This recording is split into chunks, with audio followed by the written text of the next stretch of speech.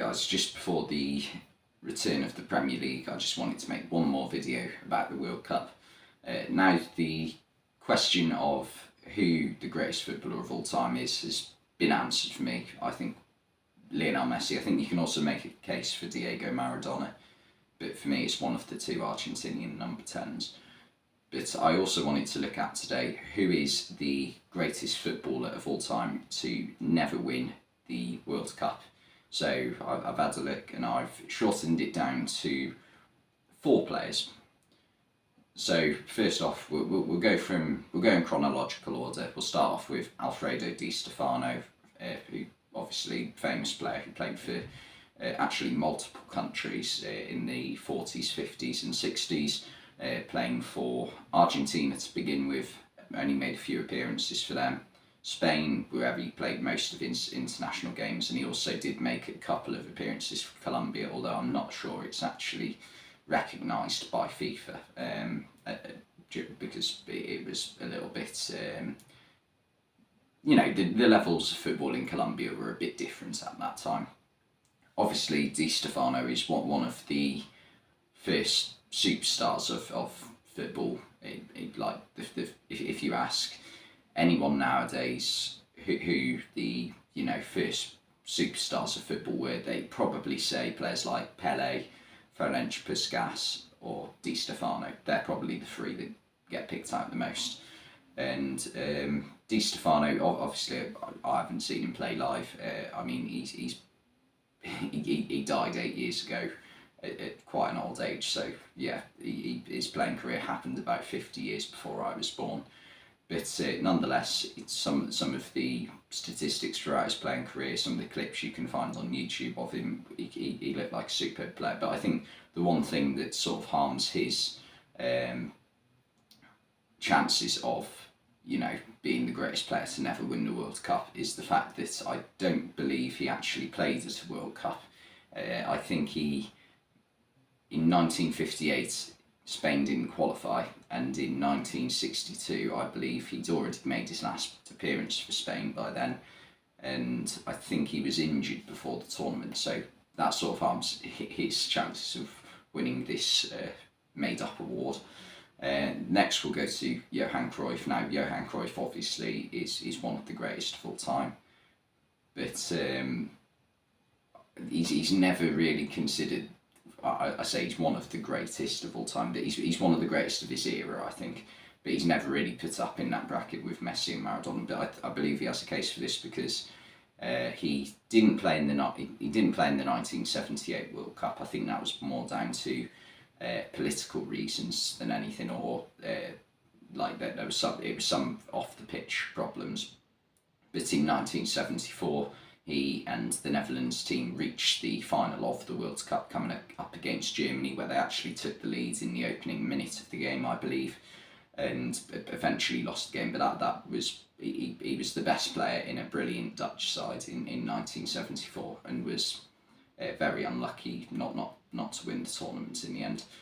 And yeah, also just someone who has been a big part in what the modern game is, with how teams like Barcelona, Man City and many other teams who play possessive, free-flowing football, that he's a big reason in why teams do that. And obviously one of the greatest of all time. And one of the great moments in football was the moment he first produced the skill that is now known as the Cruyff turn, where he turned a French player inside out. I think it was against France he did it. Brilliant player, brilliant skill, and definitely a contender. Next up, I picked Michel Platini, who never won the World Cup. I think he played in both the 82 and 86 World Cup, I think, and didn't win either. 82 was won by Italy and 86 was won by Argentina. But still a player who rarely gets a mention when it comes to the greatest footballers of all time. He was a sort of an attacking midfielder who scored bags of goals, and just very, underrated. I'll use that word. I don't like using that word because underrated generally is used when comparing to what people think of him. So yeah, I don't like using that word, but I will use it in this case. And then finally, the final person I wanted to mention was Cristiano Ronaldo. Obviously, one of the greatest footballers of all time, whether you love him or hate him. What he has achieved in the game is incredible.